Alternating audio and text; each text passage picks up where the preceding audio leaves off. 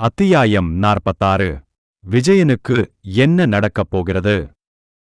முதலில் நான் நிலவரைக்குச் சென்றேன். இது டைகரின் போர் சக்தியின் அளவை கண்டுபிடிப்பதற்காக. இருப்பினும் என் புலன்கள் மிகவும் நுட்பமான மான ஆற்றலை கண்டுபிடித்தேன்.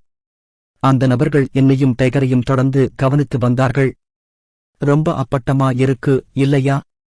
அது வெறும் தற்செயல் நிகழ்வு என்று சொல்ல முடியாத அளவுக்கு தெளிவாக இருந்தது. அப்போதிருந்து டைகர் தனது சக்தியை மறைத்தார். அவர் ஏற்கனவே பெரும்பாலான ஒர்க்ஸை வேட்டையாடியிருந்தார். யாராவது என்னை உண்மையிலேயே பார்த்துக் கொண்டிருந்தால் என்னுடைய எல்லா திறமைகளையும் காட்ட வேண்டிய அவசியமில்லை. பின்னர் என் ஸ்மார்ட்போனில் அலாரம் அடித்தது. நிலவரையை வெற்றிகரமாக ஆதரித்தது மாயைகளின் தூண்டுதல். ஊடுருவல்காரர்களை வெற்றிகரமாக விரட்டியடித்தது. கூடுதல் பணிகளை வெற்றிகரமாக முடித்தார். நீங்கள் லிச்சேஜ் விளம்பர போனஸ் தொகுப்பை ஒரு முறை வாங்கலாம். டெம்ப்டேஷன் ஆப் இல்லுஷன்ஸ் என்ற நிலவரையின் உரிமையாளரான ஆஸ்மோ தனது நிலவரையை எஜமானருக்கு அர்ப்பணிக்கிறார். முதல் முறையாக 2 பரிமாணங்களிலும் நிலவரைகளைக் கொண்ட ஆட்சியாளர் ஆனார். ட்ரூ டஞ்சியன் மாஸ்டர் எக்ஸ் என்ற பண்பை பெற்றார். இந்த பண்பின் காரணமாக பின்வரும் அமைப்புகள் இப்போது கிடைக்கின்றன. டஞ்சியன் மான்ஸ்டர் லெவலப் சிஸ்டம் பூட்டப்பட்டது. டஞ்சியன் மான்ஸ்டர் மேம்படுத்தல் அமைப்பு பூட்டப்பட்டது. இன்குபஸ் நிலவரைக்கு அனுப்பப்பட்ட டெத் நைட் மற்றும் லிச் தங்கள் பணிகளை வெற்றிகரமாக முடித்துவிட்டதாக தெரிகிறது. நான் நினைத்ததை விட வேகமாக முடிந்தது.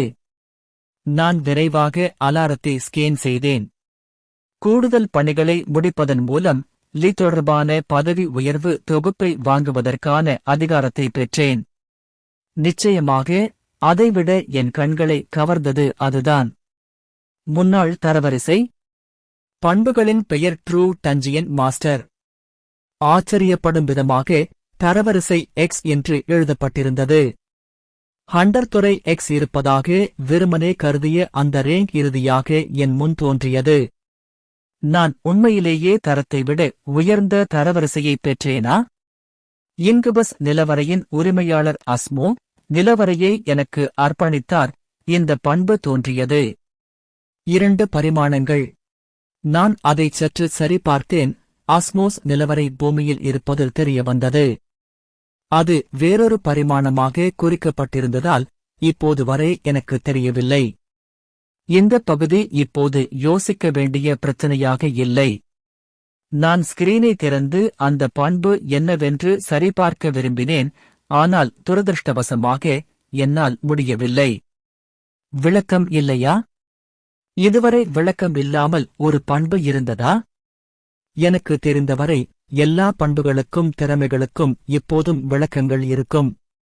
ஆனால் இதுவரை இருந்த திறன்களைப் போலன்றி இந்த பண்பு எஸ் தரவரிசை அல்ல. அது தரத்திற்கு அப்பாற்பட்டது. எனவே ஒரு வகையில் நான் புரிந்து கொண்டேன். பெயரை பார்த்தாலே அது என்ன மாதிரியான குணம் என்பது எனக்கு ஒரு தோராயமான யோசனையாக இருந்தது. பிரச்சனை என்னவென்றால் அது ஒரு தோராயமான யோசனைதான். இந்த நிலையில் அது என்ன திறன் என்று எனக்கு சரியாக தெரியவில்லை. எனக்கு அதிக நேரம் இருந்தால் அதை இன்னும் கூர்ந்து கவனிக்க விரும்பினேன். நிலவரையில் உள்ள ஆசுர நிலை அமைப்பு மற்றும் மேம்பாட்டு அமைப்பு பற்றி எனக்கு ஆர்வமாக இருந்தது. ஆனால் இப்போது என்னால் அதைச் செய்ய முடியவில்லை. இப்போதும் என்னை வெளிப்படையாக கவனித்துக் கொண்டிருந்த உயிரினங்களால்தான் அது நடந்தது. முதலாவதாக தொலைவில் மறைந்திருக்கும் எலிகளை பிடிப்பது முன்னுரிமையாக இருந்தது. சீக்கிரம் வெளியே போகலாம். என் வார்த்தைகளுக்கு டைகர் தலையசைத்தான். நான் ஏற்கனவே பெரும்பாலான ஒர்க்ஸை வேட்டையாடிவிட்டதால் நிலவரைக்குள் எங்களை தொந்தரவு செய்யக்கூடிய எந்த அரக்கர்களும் இல்லை. ஒரு சில ஒர்க்ஸ் மீதமிருந்தாலும் அவை என்னை அணுகவில்லை. டைகர் படுகொலை காட்சியை பார்த்த பிறகு அவர்கள் அருகில் வந்தான். அவர்களுக்கு மரணம் மட்டுமே மிஞ்சும் என்பதை அவர்கள் அறிந்திருக்க வேண்டும். நானும் டைகரும் உடனடியாக ஒர்க் நிலவரையை விட்டு வெளியேறினோம். நேராக வீட்டிற்குச் செல்வதற்கு பதிலாக நாங்கள் எங்கள் படிகளை வேறொரு நிலவரைக்குச் சென்றோம். துல்லியமாகச் சொன்னால் எப்ரேங்க் எலும்புக்கூடு நிலவரை. எலும்புக்கூடு நிலவரையில் எந்த மாறிகளும் இருக்கக்கூடாது.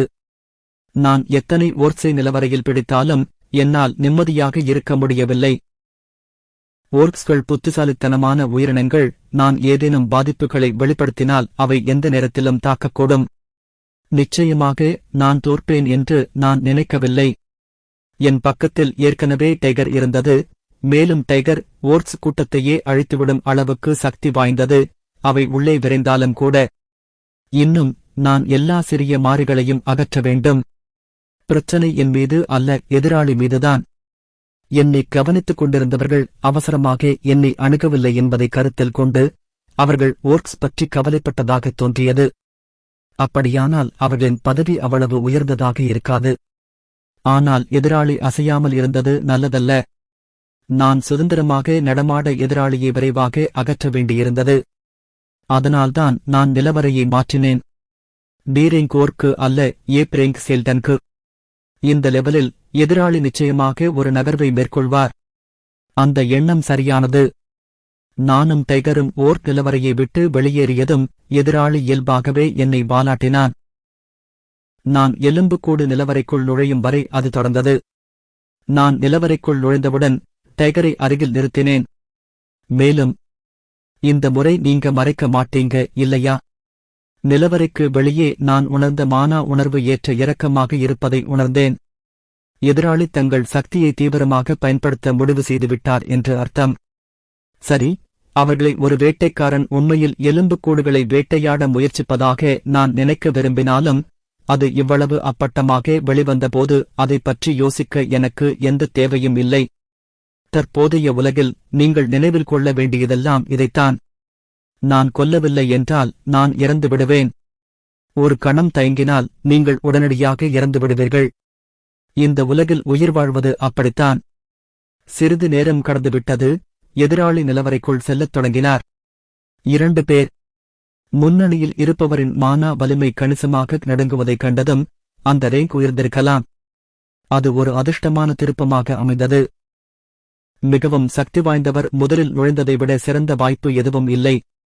நான் டைகரை நோக்கி லேசாக தலையசைத்துவிட்டு ஊடுருவும் நபர்களுக்காக காத்திருந்தேன்.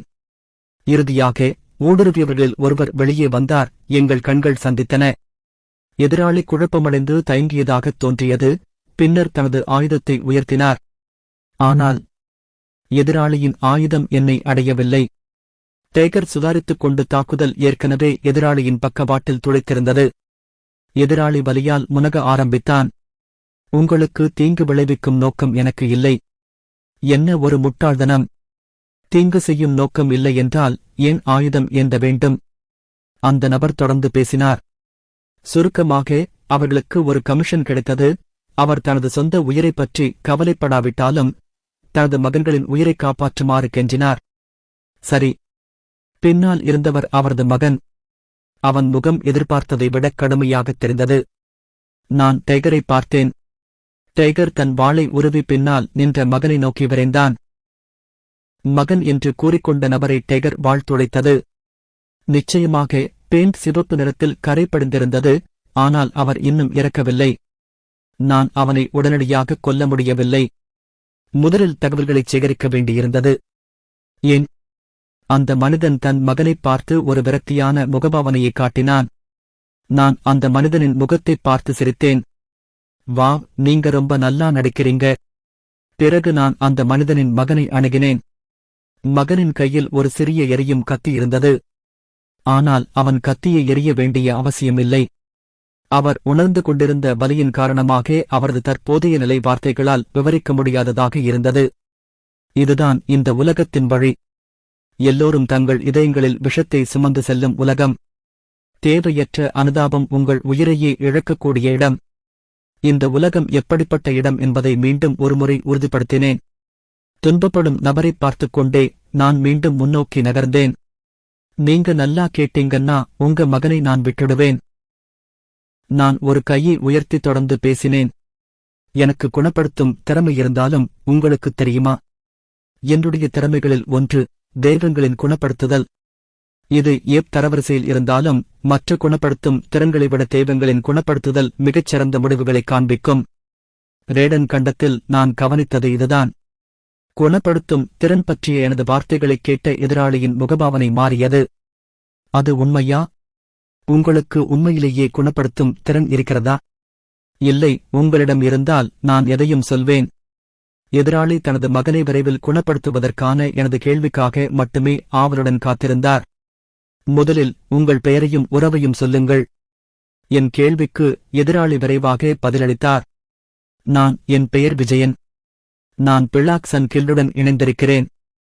பிளாக்சன் கில்? அது நான் முன்பு கேள்விப்படாத ஒரு பெயர். நான் சற்று குழப்பமான முகபாவனையை வெளிப்படுத்தியபோது விஜயன் எனக்கு விளக்கினார். சுருக்கமாகச் சொன்னால் அது ஒரு கூலிப்படையைப் போன்ற ஒரு குழுவாகத் தோன்றியது, ஒரு முறையான கில் அல்ல. எனக்கு இவ்வளவுதான் தெரியும். பின்னர் நான் மிக முக்கியமான கேள்விக்குச் சென்றேன். நான் முன்னரே சொன்னேன் இல்லையா? இந்த வேலை வெறும் வேண்டுகோள்தான். யார் கோரிக்கை வைத்தார்கள்? இந்த கேள்வியைக் கேட்டு விஜயன் ஒரு கணம் தயங்கினாலும் நான் அவருடைய மகனைப் பார்த்தவுடன் அவர் ஒப்புக்கொண்டார். தனுஷ்? ஆமா, அவர் அவேக்கர் மையத்தில் ஒரு அரசாங்க அதிகாரி. ஒரு பழக்கமான பெயர் வந்தது. தனுஷ். அகாடமிகளின் தொடர்பு இதற்கு வழிவகுத்தது. ஆனால் தனுஷ் ஏன் திடீரென்று என்னை குறிவைத்தார்? அதைப் பற்றித்தான் நான் ஆர்வமாக இருந்தேன். எனக்குத் தெரிந்த தனுஷ் இது போன்ற பணிகளை தனியாக மேற்கொள்ளும் வகையைச் சேர்ந்தவரல்ல. இந்த பகுதி ஆராயப்பட வேண்டும். நான் பல்வேறு கேள்விகளை எழுப்பி எதிராளியிடமிருந்து கதையை கேட்டேன். அந்த வேலைக்கு அவர்களுக்கு என்ன மாதிரியான இழப்பீடு கிடைத்தது, அவர்கள் ஏன் தங்கள் மகனை கொண்டு வந்தார் மற்றும் பிற அற்பமான கதைகளும் கேட்டேன். அவற்றில் என் கவனத்தை ஈர்த்த ஒரு வார்த்தை இருந்தால் அது இழப்பீடுதான். எனக்கு வலி ஏற்படுத்துவதை படம் எடுக்கச் சொன்னார்கள். நான் சந்தேகித்தது போல தனுஷ் தனியாகச் செய்தது யதார்த்தமானது அல்ல என்று தோன்றியது. மேலும் தனுஷ் விஜயனின் மகன்களின் தரத்தை உயர்த்துவார் என்ற கூற்று இன்னும் நம்பத்தகாததாகத் தோன்றியது. இதற்கு பின்னால் யாரோ இருக்கிறார்கள். அது ஜடாயுவாக இருக்க முடியுமா? இப்போதைக்கு இது வெறும் யுகம்தான். அப்படியானால் நான் விரைவாக என் பலத்தை அதிகரிக்க வேண்டும். அவர் என்னை கவனித்தால் இப்போது இருப்பதை விட எதிர்காலத்தில் இன்னும் நிறைய விஷயங்கள் நடக்கும். நான் ஒரு கணம் சிந்தனையில் மூழ்கியிருந்தபோது விஜயன் மீண்டும் கெஞ்சத் தொடங்கினார். என் மகன் உண்மையிலேயே அடக்கமானவன். அவனுக்கு நல்ல உள்ளம் இருக்கிறது. எனவே தயவுசெய்து அவனை விட்டுவிடுங்கள், குறைந்தபட்சம். சரி. ஒரு கணம் முன்பு வரை அவர் ஒரு கத்தியை வைத்திருக்கும் பையன். அவருக்கு நல்ல இதயம் இருப்பதாக நான் நினைக்கவில்லை. உங்க மகனை நான் விட்டு வைக்கிறேன். நான் அவனை கொஞ்ச நேரத்துக்கு முன்னாடியே விட்டுடுவேன்னு சொல்லியிருந்தேன். இருப்பினும் ஒரு நிபந்தனை இருந்தது. நான் விஜயனின் மகனிடமிருந்து கத்தியை பிடித்தேன். டைகர் அவன் பக்கத்தில் காவல் காத்துக் கொண்டிருந்தான். முட்டாள்தனமாக எதையும் செய்ய வேண்டாம் என்ற எச்சரித்தேன். அதே நேரத்தில் எச்சரிக்கையின் அர்த்தம் என்னவென்று தெரியாத விஜயன் ஏமாற்றமடைந்த முகபாவத்துடன் பெருமூச்சு விட்டார். நீ என் மகன்களின் உயிரை காப்பாற்றுவாய் இல்லையா? விஜயன் மீண்டும் கேள்வியை கேட்டார். நான் தலையசைத்தேன். நான் என் வாக்குறுதிகளை காப்பாற்றுகிறேன் என்று சொல்லிவிட்டு நான் அவருடைய மகனை அணுகினேன். வலியின் காரணமாக அந்த நபர் ஏற்கனவே மயக்க நிலையில் இருந்தார். நான் உடனடியாக குணப்படுத்தும் திறனை செயல்படுத்தினேன். தேவங்கள் குணப்படுத்துதல். என் கையிலிருந்து வெளிச்சம் வெளிப்பட ஆரம்பித்தது. ஒளி மெதுவாக காயங்களை ஆற்றத் தொடங்கியது. நிச்சயமாக அது இன்னும் ஒரு ஏப்ரேன் திறமையாக இருந்தது. எனவே முழுமையான சிகிச்சை முறை சாத்தியமற்றது. இப்போதைக்கு இரத்தப்போக்கை நிறுத்த மட்டுமே முடியும். விஜயனின் மகனால் துளைக்கப்பட்ட இடம் எதிர்காலத்தில் சாதாரணமாக இயங்காது என்பது தெளிவாகிறது. ஆனால் இப்போதைக்கு அது அவரது உயிரை காப்பாற்றுவதாகும்.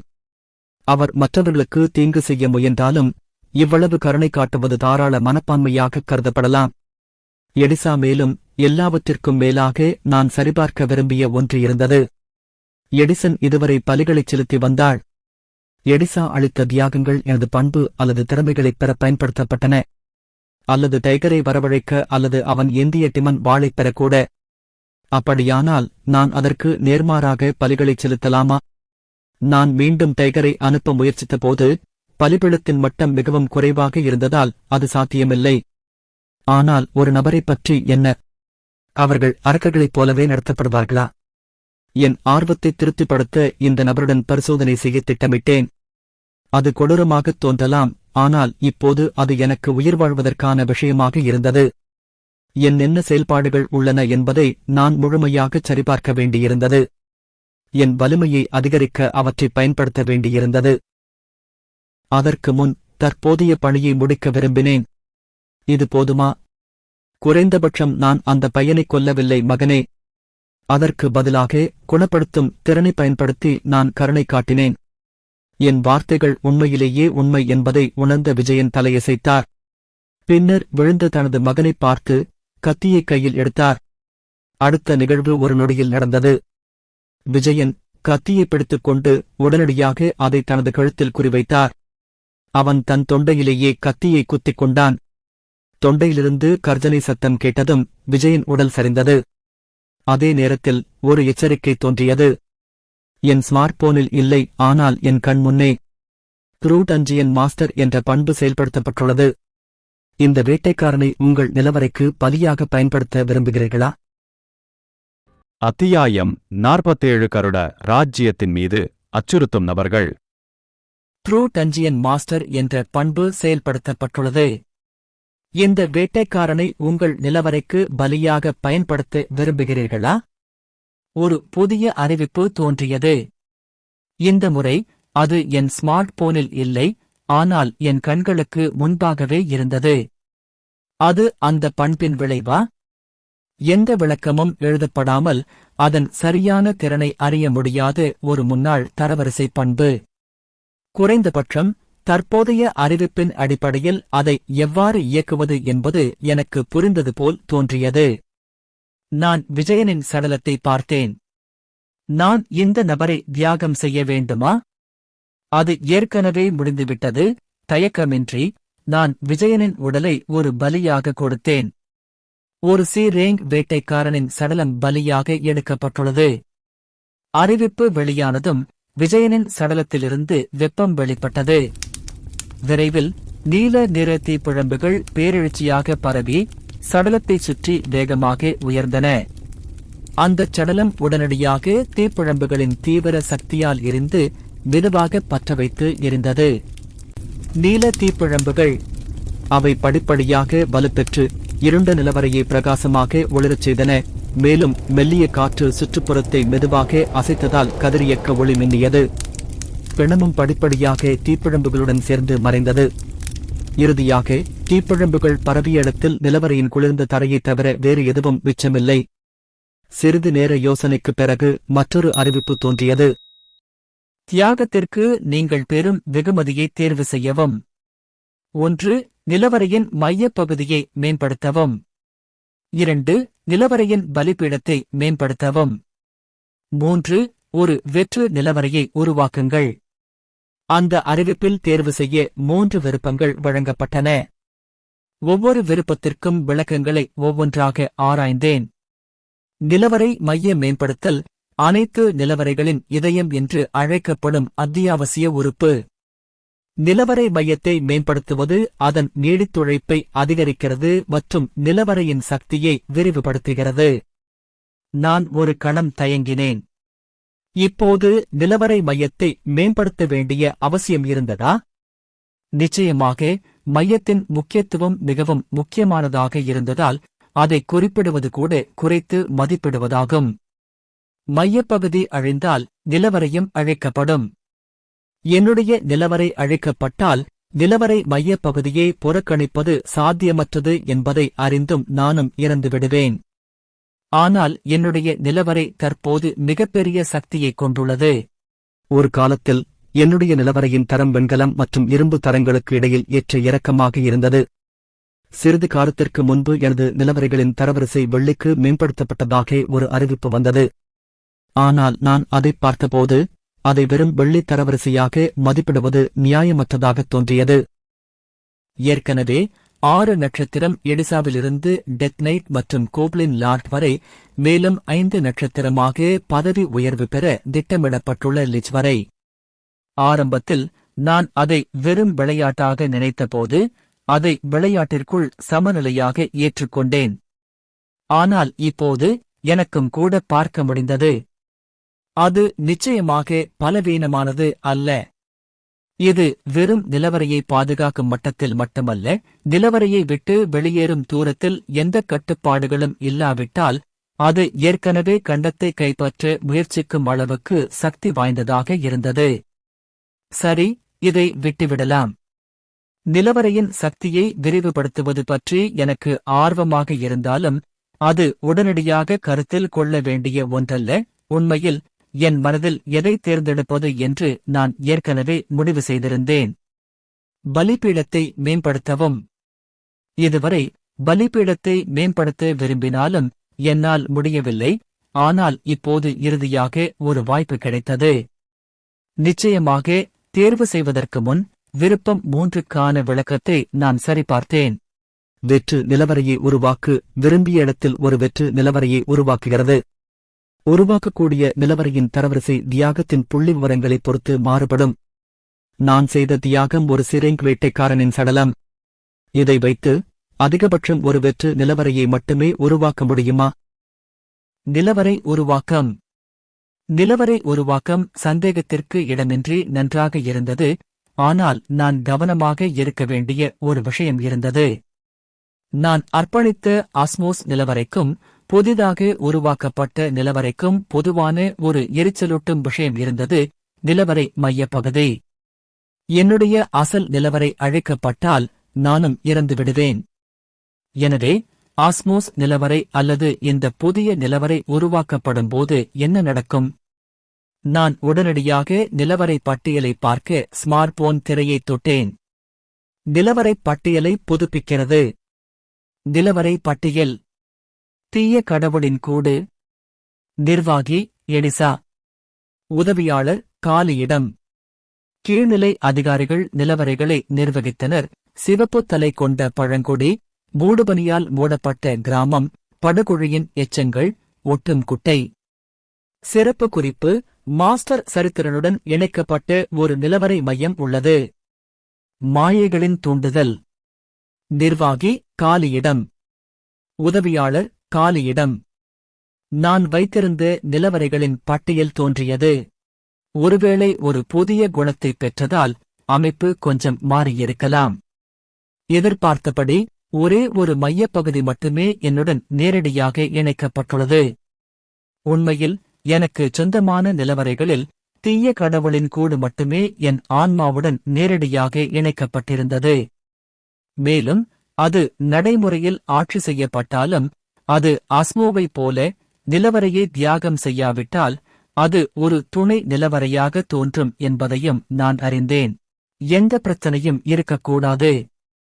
ஆஸ்மோஸ் நிலவரை அல்லது புதிதாக உருவாக்கப்பட்ட நிலவரை இடிந்து விழுந்தாலும் என்னுடைய அசல் நிலவரை அப்படியே இருக்கும் வரை அது ஒரு பொருட்டல்ல. நான் விளையாட்டை மூடப் போகும்போது வெகுமதியை மெதுவாக தேர்ந்தெடுக்க வேண்டும். நிர்வாகிதான் தேர்வு செய்ய வேண்டும். ஆஸ்மோஸ் பிரத்யேக நிலவரையில் தற்போது நிர்வாகி பதவி காலியாக உள்ளது. எப்படி இருந்தாலும் நிர்வாகியாக யாரை தேர்ந்தெடுப்பது என்பது தெளிவாக தெரிந்தது. மாயைகளின் தூண்டுதல். நிர்வாகி ஆஸ்மோ. உதவியாளர் காலியிடம். உதவியாளர் பதவியும் காலியாக இருந்தது. ஆனால் எடிசாவின் தற்போதைய உதவியாளர் பதவி கூட காலியாக இருந்தது. நான் பிறகு ஒரு உதவியாளரை தேர்ந்தெடுப்பேன். ஒரு டிரா மூலம் ஒரு அசிஸ்டண்டை நான் தேர்வு செய்ய முடியும். மேலும் லிச்சின் விளம்பரத்தையும் இப்போதைக்கு ஒத்திவைத்தேன். இப்போதைக்கு விளையாட்டில் எனக்கு தேவையான அனைத்தையும் நான் பார்த்திருந்தேன். இப்போது நிகழ்காலத்திற்கு திரும்பி வெகுமதியை தேர்ந்தெடுக்க வேண்டிய நேரம் இது. தயக்கமின்றி நிலவரை பலிபீடத்தை மேம்படுத்த நான் தேர்வு செய்தேன். நீங்கள் நிலவரை பலிபீடத்தை மேம்படுத்த தேர்ந்தெடுத்துள்ளீர்கள். நிலவரை பலிபீடத்தின் மேம்படுத்தல் முடிந்தது. நிலவரை பலிபீடத்தின் அளவு 2 அதிகரித்துள்ளது. பலிபீடம் மேம்படுத்தப்பட்டதாக அறிவிப்புடன் மட்டம் அதிகரித்திருப்பதைக் குறிக்கும் ஒரு செய்தியும் தோன்றியது. இப்போது தியாகத்தின் வீச்சு இன்னும் கொஞ்சம் விரிவடையும். பலிபீட மட்டத்தை உயர்த்துவதற்கு முன்பு நான் டைகரை அரிதாகவே கொண்டு வர முடியும். நிச்சயமாக இப்போது டைகர் 4 நட்சத்திரமாகிவிட்டதால் அது சாத்தியமற்றது. ஆனால் பலிபீட மட்டம் அதிகரித்ததால் வரம்பு விரிவடைந்திருக்கலாம். இவற்றை எப்படி பயன்படுத்துவது என்று யோசித்துக் கொண்டிருக்கும்போது முன்பு விழுந்தவன் விழித்துக் கொண்டான். நான் அவரை அணுகினேன். நீ விழித்திருக்கிறாயா? இது எங்கே? என்னை பார்த்தவுடனேயே அவர் திடுக்கிட்டுப் போனார். நான் அவன் பெயரைக் கேட்டேன். என் பெயர் வம்சி. ஒரு கணம் தயங்கிய பிறகு அவர் விரைவாக தனது பெயரை வெளிப்படுத்தினார். ஆனால் என் அப்பா எங்கே? வம்சியின் தந்தை ஏற்கனவே பலியாக பயன்படுத்தப்பட்டிருந்தார். ஆனால் அதை நான் அவரிடம் நேரடியாகச் சொல்ல வேண்டிய கட்டாயம் இல்லை. நான் தான் கேள்வி கேட்கிறேன். நீங்க என் கேள்விகளுக்கு பதில் சொன்னா போதும். புரிஞ்சுதா? உங்களுக்கு புரிஞ்சுதுன்னா தலையசைச்சு பாருங்க. வம்சி லேசாக தலையசைத்தார். டைகர் அவருக்கு அருகில் காவல் காத்ததால் அது கிட்டத்தட்ட அச்சுறுத்தலுக்கு அருகில் இருந்தது. நான் ஒரு கணம் வம்சியை வெறித்து பார்த்தேன். விஜயன் தனது மகனைப் பற்றி மிகவும் மோசமாக நினைத்த ஒரு தந்தை. அவர் தனது மகனுக்கு நிறைய விஷயங்களை கடத்தி எந்த சூழ்நிலைக்கும் அவனை தயார்படுத்தியிருக்கலாம். பின்னர் முதலில் மறைத்து வைக்கப்பட்ட பணத்தை வெளியே எடுங்கள். வம்சியின் உள்ளாடைகளை பரிசோதித்துக் கொண்டே அவரை விரக்தியடையச் செய்துவிட்டு நான் என் எண்ணங்களை ஒழுங்கமைத்தேன். எதிர்பார்த்தது போலவே விஜயன் தனது மகனுக்கு கொடுத்த பணம் சிறியதல்ல. அவரது கணக்கு ஒருபுறம் இருக்க இவ்வளவு பெரிய தொகை இருக்கும் என்று நான் எதிர்பார்க்கவில்லை. இல்லை, மாறாக அது இயற்கையானதா? பணம் மட்டுமல்ல, பல்வேறு விஷயங்களையும் கேட்கப்பட்டன. நல்லவேளையாக நான் சேர்ந்த கில்ட்டை பற்றி கவலைப்பட வேண்டிய அவசியமில்லை. பிளாக்சன் கில் ஆரம்பத்திலிருந்தே ஒரு முறையான கில்ட் அல்ல, மேலும் அது சட்ட நடவடிக்கைகளில் ஈடுபடாததால், கில்ட் உறுப்பினர்கள் இல்லாததால் அது அதிக கவனத்தை ஈர்க்கவில்லை. ஆரம்பத்தில் ஒரு நிழல் அமைப்பாக இருந்ததால் விஜயனும் வம்சியும் மறைந்தாலும் எந்த பிரச்சனையும் இருப்பதாக தெரியவில்லை. ஏதாவது இருந்தால் பிரச்சனை தனுஷ் பக்கம்தான் இருந்தது. இந்த சம்பவத்திற்குப் பிறகு அவர் என்னை தொடர்பு கொண்டு பின்விளைவுகளை பார்த்துக் கொள்வதாக உறுதியளித்தார். வேலை முடிந்த பிறகு நான் எப்போதும் போன் செய்வேன். ஆனால் பின்விளைவுகளை யார் கையாள்வார்கள்? நான்? வம்சி கடைசி மனதிற்குள் முணுமுணுத்தார். தனுஷ், அதன் பின்விளைவுகளுக்கு அவர் தனிப்பட்ட முறையில் வருவாரா அல்லது மற்றவர்கள் வருவார்களா என்பது உறுதியாகத் தெரியவில்லை. நான் இங்கே ரிஸ்க் எடுக்க முடியாது. நான் வம்சியை நேரடியாக ஆர்டர் செய்தேன். முதலில் ஒரு அழைப்பு விடுங்கள். அட, எங்கே போகணும்? வேற எங்க? தனுஷை அப்படித்தான். அவசரமா ஏதாவது பேசிட்டு போனேவெங்க. நான் வம்சியை ஒரு கணம் நிலவறைக்கு வெளியே அழைத்துச் சென்றேன். நிலவறைக்குள் சாதாரண தொடர்பு சாத்தியமற்றது என்பதால் அது தவிர்க்க முடியாத தேர்வாக இருந்தது. பின்னர் நான் உடனடியாக தனுஷை தொடர்பு கொண்டேன். அதற்கு சிறிது நேரம் வாங்க வேண்டியிருந்தது. ஆமா ஆமா, இப்போ அவசரமா ஏதோ வேலை வந்துடுச்சு. ஆமா, கொஞ்சம் டைம் கொடுங்க அப்பா. ஓ ஆமா. உருவிய வாளுடன் டைகர் வம்சி அருகே நின்றார்.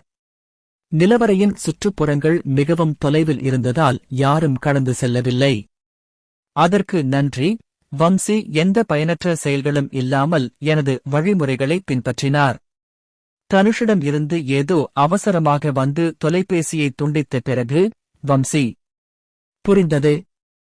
நான் அவரை பார்த்து பிரகாசமாக சிரித்தேன். பிறகு மீண்டும் நிலவறைக்குள் சென்றேன். பிறகு நான் ஒருமுறை கைதட்டினேன். சரி, தனுஷ் அதை பிறகு கையாளட்டும். இப்போது ஒரு விஷயத்தை பார்க்கலாம். அது வம்சி. முன்பு அவர் ஒரு சடலமாக இருந்து பலியிட பயன்படுத்தப்பட்டாலும் இந்த முறை அவர் ஒரு உயிருள்ளவராக இருந்தார். நான் என் திறமையை வம்சியின் மேல் பயன்படுத்தினேன். க்ரூட் அஞ்சியன் மாஸ்டர் என்ற பண்பு செயல்படுத்தப்பட்டுள்ளது. இந்த வேட்டைக்காரனை உன் நிலவரைக்கு பலியாக எடுத்துக்கொள்வாயா?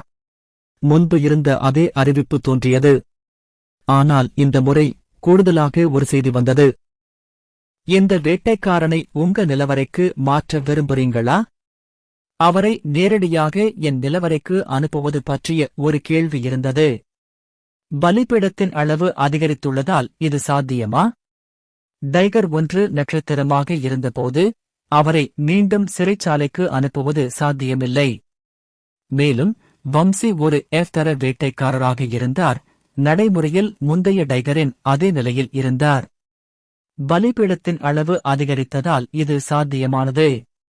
ஆரம்பத்தில் நான் உடனடியாக அவரை பலியாக பயன்படுத்த நினைத்தேன். ஆனால் வம்சி ஒரு தர வேட்டைக்காரனாக பயனற்றவராக தோன்றினார். நான் ஒரு முறையாவது பரிசோதனை செய்ய வேண்டியிருந்ததால் தயக்கமின்றி பிந்தையதை தேர்ந்தெடுத்தேன். நான் வம்சியை நேரடியாக என் நிலவறைக்கு அனுப்பினேன். இந்த வேட்டைக்காரனை எந்த நிலவறைக்கு அனுப்ப விரும்புகிறீர்கள்? தீய கடவுளின் கூடு, மாயைகளின் தூண்டுதல். நான் வைத்திருந்த எந்த நிலவரையும் பரவாயில்லை. இப்போதைக்கு வம்சியை உயிருடன் வைத்திருக்க திட்டமிட்டேன். எதிர்காலத்தில் அவரிடமிருந்து பல்வேறு தகவல்களை பெறுவேன். தீய கடவுளின் கூட்டில் சக்குபஸ் எடிசா இருந்தார். மாறாக டெம்டேஷன் ஆப் இல்லுஷன்ஸில் இன்குபஸ் அஸ்மோ இருந்தார். சிறிது நேர யோசனைக்குப் பிறகு நான் ஒரு முடிவை எடுத்தேன். எதிர்பார்த்தபடி இன்குபஸ் நிலவரை சிறப்பாக இருக்கும். அது ஒரு இன்குபஸ் என்றால் வேறொரு மனிதனாக இருந்தால் அவர் எந்த தீங்கும் செய்யக்கூடாது. தலையை ஆட்டியபடி நான் உடனடியாக டெம்டேஷன் ஆப் இல்லுஷன்ஸ் நிலவரையை தேர்ந்தெடுத்தேன். நான் தேர்வு செய்தவுடன் முன்பு இருந்த அதே நீலச்சுடர்கள் வம்சியை சூழ்ந்தன. திடீரென ஏற்பட்ட தீப்பிழம்புகளால் திடுக்கிட்டு வம்சி பயத்தில் அலறினார். இருப்பினும் அது நீண்ட நேரம் நீடிக்கவில்லை. அந்த அலறல் தீப்பிழம்புகளுடன் மறைந்துவிட்டது. வம்சி இருந்த இடத்தில் நிலவரை தளம் மட்டுமே தெரிந்தது. தரையை பார்த்து கொண்டே நான் வாயைத் திறந்தேன். நிறுத்திட்டு வெளியே வா. நீ இங்கு இருக்கன்னு எனக்கு ஏற்கனவே தெரியும். என்னைச் சுற்றி அரக்கர்கள் இருப்பதை நான் முன்பே அறிந்திருந்தேன்.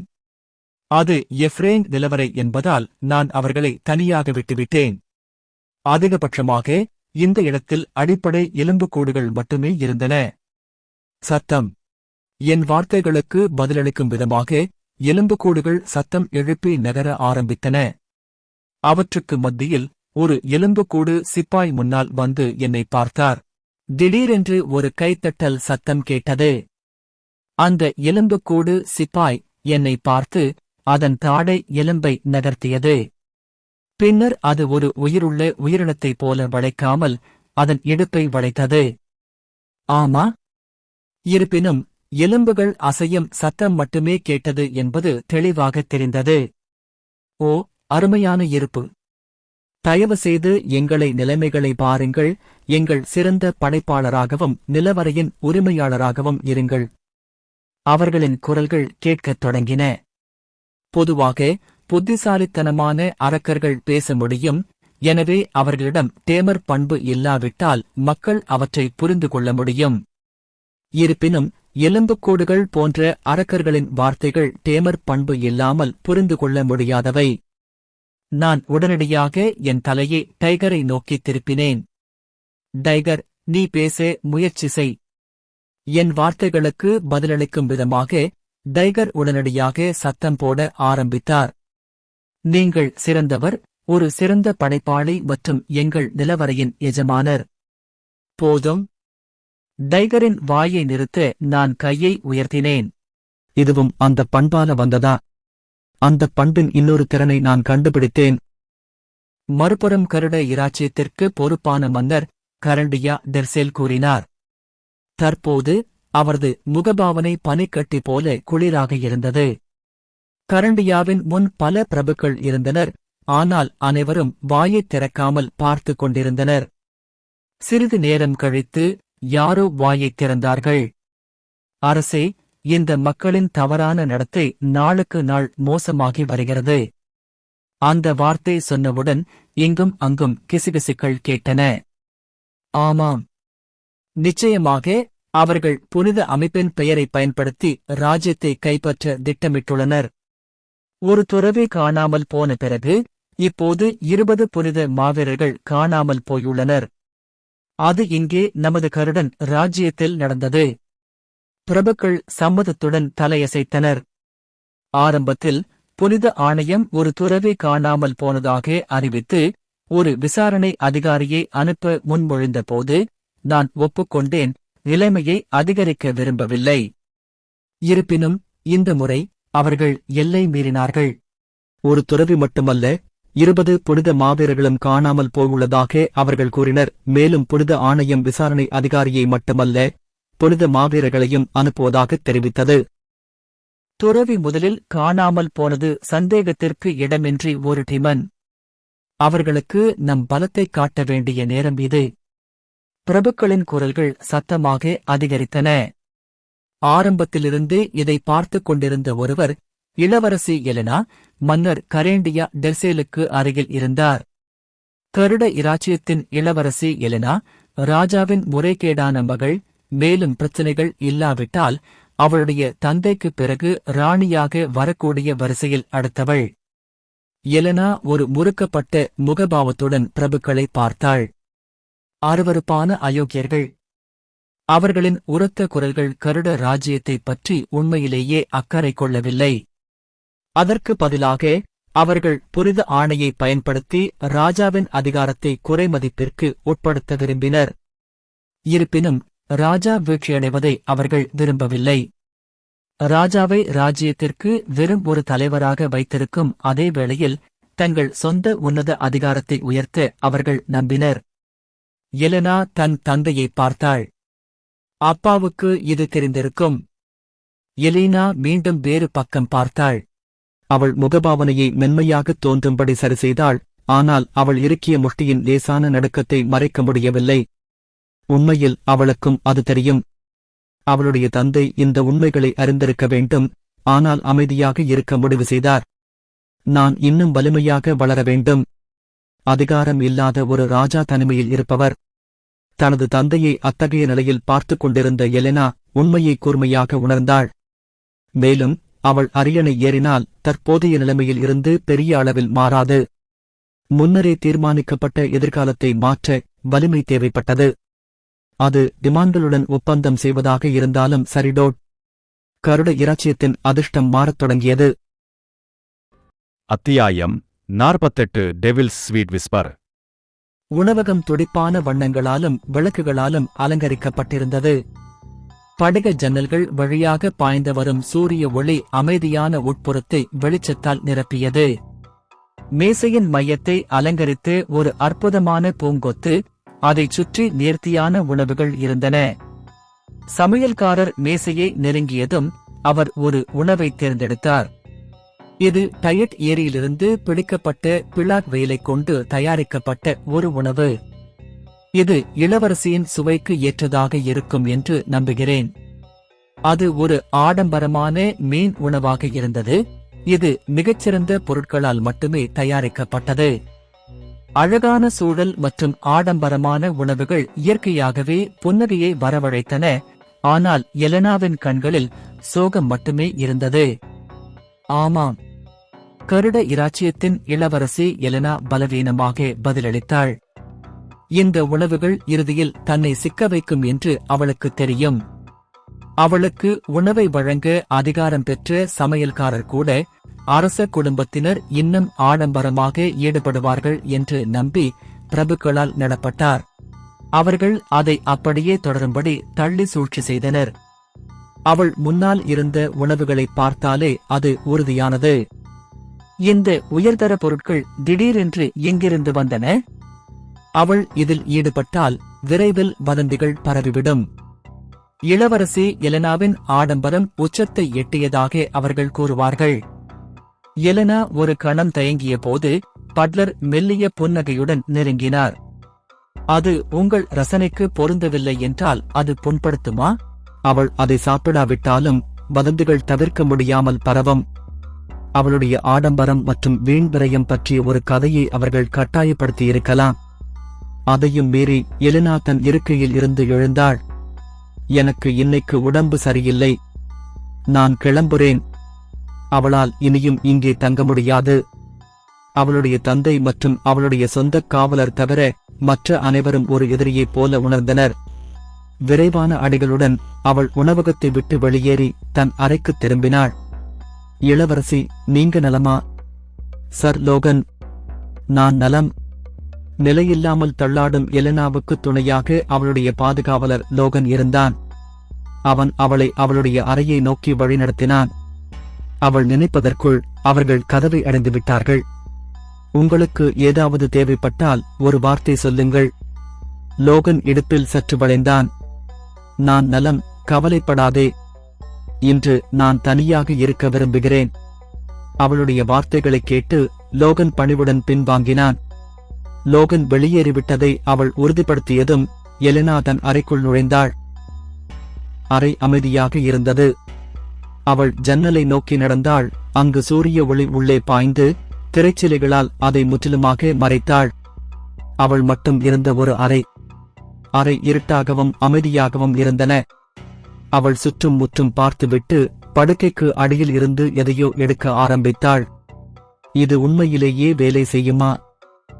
படுக்கைக்கு அடியில் இருந்து மீட்கப்பட்ட பொருட்கள் அனைத்தும் அசாதாரணமானவை.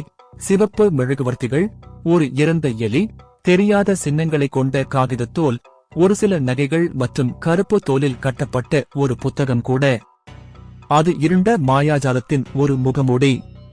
அரச நூலகத்தில் பல்வேறு புத்தகங்கள் இருந்தன, ஆனால் இது வித்தியாசமானது. அவற்றில் அவள் கண்ணில் பட்டது ஒரு டிமன் வரவழைப்பதாக கூறும் இருண்ட மந்திரத்தின் முகத்திரை. நிச்சயமாக அது உண்மையானதா என்பதற்கு எந்த உறுதியும் இல்லை. அது வெறும் ஆர்வத்தினால் மட்டுமே கொண்டு வரப்பட்டது. அது உண்மையாக இல்லாவிட்டாலும் அவளுடைய தற்போதைய சூழ்நிலையில் அவள் இழக்க எதுவும் இல்லை. ஆனால் அது உண்மையாக இருந்தால் என்ன செய்வது? அது மிகச்சிறிய சாத்தியக்கூறுதான். ஆனால் அது உண்மையாக இருந்தால் கதை மாறிவிடும். எனக்கு மட்டும் சக்தி இருந்தால், அவள் மானாவை விழித்தெழுப்பியிருந்தால், அல்லது அவளுக்கு வாழ்வீச்சில் திறமை இருந்திருந்தால், அவளுடைய தற்போதைய நிலை வேறு மாதிரியாக இருந்திருக்கலாம். ஆனால் துரதிருஷ்டவசமாக அவள் முற்றிலும் சாதாரண மக்களின் உலகத்தைச் சேர்ந்தவள். அவள் இப்போது இருப்பது போல் அவள் ஒரு ராணியாக மாறினாலும் பெரிய மாற்றம் இருக்காது. பிரபுக்கள் கட்டளையிட்ட வாழ்க்கையை அவள் வாழ நேரிடும். அவள் ராணியாக முடியாமல் போகும் சாத்தியக்கூறுகளை அவள் ஒருபோதும் கருத்தில் கொண்டதில்லை.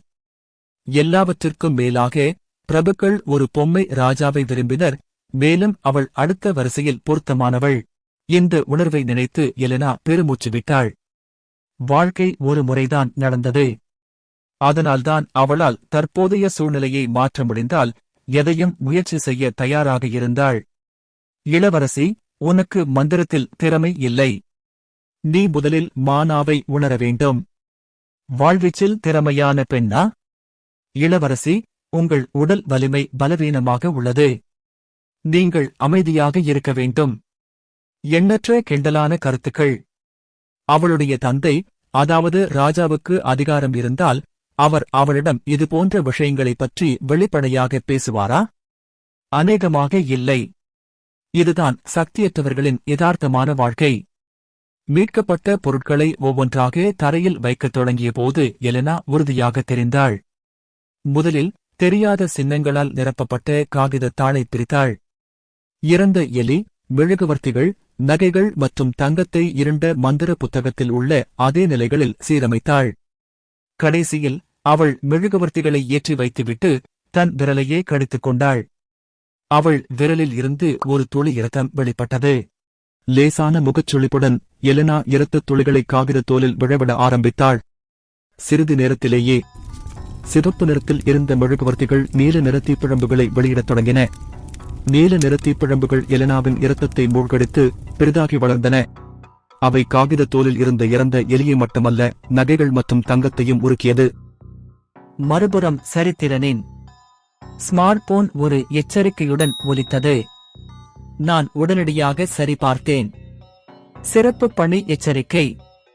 யாரோ ஒருவர் உதவி கேட்டு மனதாரக் கேட்கிறார். உதவிக்கரம் நீட்டுவீர்களா? ஒரு சிறப்பு பணி. சமீப காலமாக நிறைய பணிகள் இருப்பது போல் தெரிகிறது.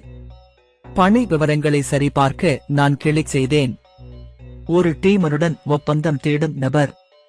கருட இராச்சியத்தின் இளவரசி எலெனா உதவி கோருகிறார். இளவரசி எலெனாவுக்கு உதவ நிலவரை அரக்கர்களை அனுப்புங்கள். வெகுமதி: இளவரசி எலெனாவின் அனுகூலத்தில் அதிகரிப்பு. ஒரு டீமனுடன் ஒப்பந்தம் செய்ய விரும்புகிறீர்களா? தலைப்பு கொஞ்சம் சுவாரஸ்யமாக இருந்தது. ஆமாம், அப்படித்தான் வைத்துக் கொள்வோம். வெகுமதி கொஞ்சம் அற்பமானது இருக்குமா? வெகுமதி என்பது வெறும் அனுகூலத்தை அதிகரிப்பதுதான். நான் ஒரு கணம் யோசித்தேன். இந்த பணி நான் வழக்கமாக பெறும் பணிகளிலிருந்து வேறுபட்டது. இது நிலவறைகள் அல்லது அரக்கர்களைப் பற்றியது அல்ல, என்னை போன்ற ஒருவருக்கு உதவுவது பற்றியது. வெகுமதி மிக குறைவாக இருந்தாலும் அது என் ஆர்வத்தை தூண்டியது. கருட இராச்சியத்தில் ஒரு இளவரசி இருப்பதாக நான் கேள்விப்பட்டிருக்கிறேன், ஆனால் அவள் யார் என்று எனக்கு தெரியவில்லை. எனக்கு தெரிந்து கொள்ள வேண்டிய அவசியம் இல்லை. ஆனால் ஒரு உதவி செய்வது நல்லது, இல்லையா?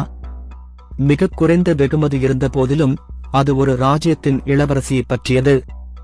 அரச குடும்பத்தை எதிர்கொள்ளும் வாய்ப்புகள் பொதுவானவை அல்ல. இளவரசியுடன் ஒரு தொடர்பை ஏற்படுத்த முடிந்தால் அது எனக்கு ஏதாவது ஒரு வகையில் சாதகமாக இருக்கலாம். என்னுடைய நிலவரை இருப்பிடம் கருட இராச்சியத்திற்கு அருகில் இருந்தது, கிட்டத்தட்ட அண்டை வீட்டாரைப் போலவே. எனவே இளவரசிகளின் தயவு என்றாவது ஒரு நாள் கைக்கு வரக்கூடும். அப்படியானால் நான் யாரை அனுப்ப வேண்டும்? உண்மையில் இது அதிகம் பரிசீலிக்க வேண்டிய ஒரு பிரச்சனை அல்ல, எப்போதும் ஒரு சரியான பதில் மட்டுமே இருந்தது. உண்மையில் அது ஒரே எடிசா. நான் உடனடியாக எடிசாவை கையில் இருந்த பணிக்காக அனுப்பினேன். கிளிக் செய்யவும். என் வேலையை முடித்துவிட்டு என் ஸ்மார்ட் போனை மீண்டும் என் சட்டை பையில் வைத்த பிறகு என்னை சுற்றியுள்ள எலும்புக்கூடுகள் சத்தம் போட ஆரம்பித்தன. நான் இன்னும் கிரேடு நிலவரையில் இருந்தேன். நிலவரையில் இருந்த எலும்புக்கூடுகள் என்னை நோக்கி தங்கள் நோக்கங்களை வெளிப்படுத்தின. என்னுடைய திறமை காரணமாக அவர்களின் வார்த்தைகளை புரிந்து கொள்வது அவ்வளவு கடினமாக இல்லை. எனக்கு சில கேள்விகள் இருந்தன. அவர்களின் கோரிக்கையை நான் ஏற்றுக்கொண்டேன். ஏதோ விசித்திரமாக இருக்கிறது. தற்போதைய சூழ்நிலை என்னவென்றால் ஒரு தர நிலவரை என் பார்வையில் பட்டுவிட்டது. இந்த நிலவரையின் ஆற்றலை நான் மிகவும் தெளிவாக உணர்ந்தேன். இந்த நிலவரையின் ஆற்றலையும் நான் உணர்ந்தேன். இது ஒரு கேள்விக்கு வழிவகுத்தது. ஏன் எனக்கு அஸ்மோஸ் நிலவரையை உணர முடியவில்லை? அஸ்மோஸ் நிலவரை என்னுடையதைப் போலவே பூமியில் இருப்பதாக கூறப்பட்டது. ஆனால் நான் எவ்வளவு கடினமாக முயற்சித்தாலும் மற்றவற்றைப் போல அதன் சக்தியை என்னால் உணர முடியவில்லை. அது தோற்கடிக்கப்பட்டது போல் இல்லை, அது இன்னும் என் நிலவரை பட்டியலில் உள்ளது. நிலவரை ஆற்றலை தடுப்பது எது? ஒருவேளை ஏதோ குறுக்கீடு காரணமாக நிலவரை ஆற்றலை என்னால் உணர முடியவில்லை. இந்த எண்ணங்களை ஒரு கணம் ஒதுக்கி வைக்கவும். சரி, அது எப்படியோ சரியாகிவிடும். ஆஸ்மோஸ் நிலவரை இன்னும் அங்கேயே இருப்பதை அறிந்திருந்தும் அது ஒரு பிரச்சனையாக இருக்கவில்லை. எலும்புக்கூடு நிலவரையின் செயல்பாட்டின் சிக்கல்கள் மற்றும் தனுஷ் எவ்வாறு நிர்வகிப்பது என்பது குறித்து எனது தற்போதைய கவலைகளில் கவனம் செலுத்த முடிவு செய்தேன். அந்த பணியா? எடிசா அதைத்தானே நன்றாக கையாள்வாள். மறுபுறம் நீல தீப்பிழம்புகள் மேலெழுந்தன. கூரையை அடைந்த தீப்பிழம்புகள் தணிந்ததும் எலனாவின் முன் ஒருவர் தோன்றினார். அவள் நம்ப முடியாத அளவிற்கு கவர்ச்சிகரமான பெண். அவளுடைய வெள்ளி முடியின் மேல் இருந்த பெரிய கொம்புகள் அவள் ஒரு சாதாரண மனிதர் அல்ல என்பதை குறிக்கின்றன. அதே நேரத்தில் அவளிடமிருந்து ஒரு மகத்தான இருப்பு வெளிப்பட்டது. மானா உணர முடியாத எலனா கூட அது ஒரு சாதாரண டிமன் அல்ல என்பதை உணர முடிந்தது. ஒரு அரக்கன். புத்தகத்தில் எழுதியிருந்தது போலவே இருந்தது. அவள் உண்மையில் ஒரு டிமனை வரவழைத்தாளா? தரையில் அமர்ந்திருந்த எலனாவை பார்த்து அந்த பெண் திகைத்துப் போய் புன்னகைத்தாள். ஓ, என்ன ஒரு அழகான பெண்மணி! எலனா ஒரு வார்த்தை கூட பேச முடியாத அளவுக்கு அதிர்ச்சியடைந்தாள். இருப்பினும் அவளுக்கு முன்னால் இருந்த அரக்கன் மென்மையான குரலில் அவள் காதுகளை கிண்டல் செய்தான். என் பெயர் எடிசா. அந்த அழகான சின்ன பெண் என்னை எதற்காக அழைத்திருக்க முடியும்? அது அந்த அரக்கனின் இனிமையான கிசுகிசுப்பாக இருந்தது. நான் யோசித்துக் கொண்டிருந்த டிமன் தோற்றம். எலனா ஆச்சரியப்பட்டாலும் வாய்ப்பை நழுவவிட எந்த முட்டாள்தனத்தையும் செய்யவில்லை. என் முன்னாடி நிற்கும் நபர் ஒரு சாதாரண டிமன் போல் தெரியவில்லை. அவள் ஒரு அசாதாரண உயிரினமாக தோன்றினாள். ஒரு வகையில் அது ஒரு வாய்ப்பு. எலனா தன்னை எடிசா என்று அழைத்துக் கொண்ட ஒருவருக்கு தன்னை அறிமுகப்படுத்திக் கொண்டு பல கதைகளை பகிர்ந்து கொண்டாள். கருட இராச்சியத்தின் தற்போதைய நிலைமை அரச பிரிவினருக்கும் பிரபுக்களுக்கும் இடையிலான அதிகாரப் போராட்டம் மற்றும் அவளுடைய சொந்த இலக்குகள் என்ன, அவற்றில் அரச சபையில் தடை செய்யப்பட்ட கதைகளும் அடங்கும். கருட இராச்சியத்தை வழிநடத்திய எலெனாவின் தந்தை உண்மையில் சட்டப்பூர்வமான வாரிசு அல்ல என்ற கட்டத்தை இந்த கதை எட்டியது. உண்மையில் உங்களுக்கு நிறைய கவலைகள் இருந்தன. நல்ல வேளையாக அந்த டிமன் கவனமாக கேட்டது. அவள் காட்டிய கருணை, டிமனின் உருவம் வெறும் மனிதர்களின் கற்பனையா என்று எனக்குள் சந்தேகத்தை ஏற்படுத்தியது. ராஜாவுக்கு வாரிசு இல்லை. இறுதியில் ஒரு வாரிசை தேடும்போது உங்கள் தந்தையும் ஒருவராக ஆனார். நீங்கள் பார்க்க முடியும் என உங்கள் தந்தை அரியணை ஏறினாலும் அது உண்மையான அடித்தளம் இல்லாத ஒரு அரசப்பட்ட பெயர் மட்டுமே. அது அரச பரம்பரையின் வாரிசு போல் ஒலித்தது. ஆனால் உண்மையில் அது சாமானிய மக்களின் இரத்தத்துடன் ஆழமாக கலந்திருந்தது. கரேண்டியா டெர்சேல். எனவே அரச குடும்பத்தின் டெர்சேல் குடும்ப பெயரை ஏற்றுக்கொண்ட போதிலும் இடையில் உண்மையான பெயர் எதுவும் இல்லை. வேறு வார்த்தைகளில் கூறுவதானால் அது உண்மையான வேர்களைக் கொண்டிருக்கவில்லை என்பதை குறிக்கிறது. மனித வாழ்க்கை இது மிகவும் சிக்கலானது. எலிசாவின் வார்த்தைகள் அவளுக்கு பரிவுணர்வு அளித்தன.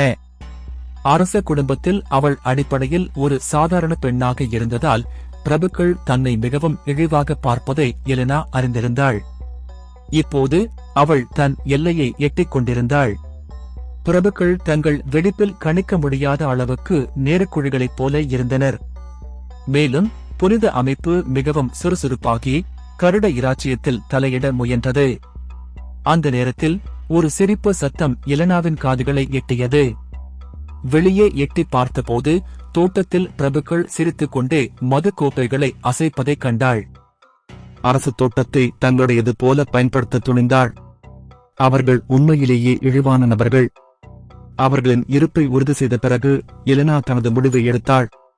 நீ என்ன கேட்டாலும் எனக்கு கவலை இல்லை. எனக்கு சக்தி கொடு. அதுதான் என் விருப்பம். தன் ஆன்மாவை அரக்கனுக்கு விற்றுவிட்டால் கூட அதிகாரத்தை அவள் விரும்பினாள். அந்த சக்தியின் மூலம் முடியாட்சி முறையை உறுதியாக நிலைநாட்ட அவள் இலக்கு வைத்தாள். அதுதான் எலெனாவின் குறிக்கோள். ஒரு இளவரசிக்கு நீ ரொம்ப துணிச்சலானவ. அலட்சியமான கண்களுடன் எலெனா ஜன்னலுக்கு வெளியே பார்த்தாள். கூட்டத்தின் மையத்தில் ஒரு குறிப்பிடத்தக்க உருவம் அவள் பார்வையில் இருந்தது. Count Derek. கவுண்ட் டெரெக் பிரபுக்களில் முன்னணி பிரபுக்களில் ஒருவர், அரச பிரிவின் எதிரியாக கருதப்பட்ட ஒருவர். அந்த மனிதன் காணாமல் போயிருந்தால். கவுண்ட் டெரெக்கை பார்த்து எலெனா கிட்டத்தட்ட தன்னிச்சையாக முணுமுணுத்தாள். அது ஒரு சிறிய தனிப்பாடல், ஆனால் எலிசாவால் கேட்க முடியாத அளவுக்கு சிறியதாக இல்லை. எங்கள் அதிகாரப்பூர்வ ஒப்பந்தத்திற்கு முன் இதை ஒரு பரிசாக கருதுங்கள். எலிசா ஒரு சிறிய சைகையை செய்து இதை குறிப்பிட்டாள். உடனடியாக தோட்டத்தில் மகிழ்ச்சியாக இருந்த கவுண்ட் டெரெக்கிற்கு விசித்திரமான ஒன்று நடந்தது. இந்த நிமிட மாற்றத்திற்கு பதிலளிக்கும் விதமாக எலெனாவின் உதடுகள் கூட பிரிந்தன. கவுண்ட் டெரெக் பதட்டமான முகபாவத்துடன் கேக்கிலிருந்து கத்தியை உயர்த்தினார். சுற்றுப்புறத்திலிருந்து சிறிது நேர அழுகை எழுந்தது. ஆனால் கவுண்ட் டெரெக் அதை கவனிக்கவில்லை. அதற்கு பதிலாக காற்றில் தெறிக்கும் இரத்தத்தை பொருட்படுத்தாமல் கத்தியைச் சுற்றிலும் அசைக்கத் தொடங்கினார். பச்சை புல்லுக்கு மேலே சிவப்பு துளிகள் மிதந்து அதை கரைப்படுத்தின. சமீபத்தில் தங்கள் வெற்றியை கொண்டாடிக் கொண்டிருந்த கூட்டம் விரைவில் குழப்பமாக மாறியது.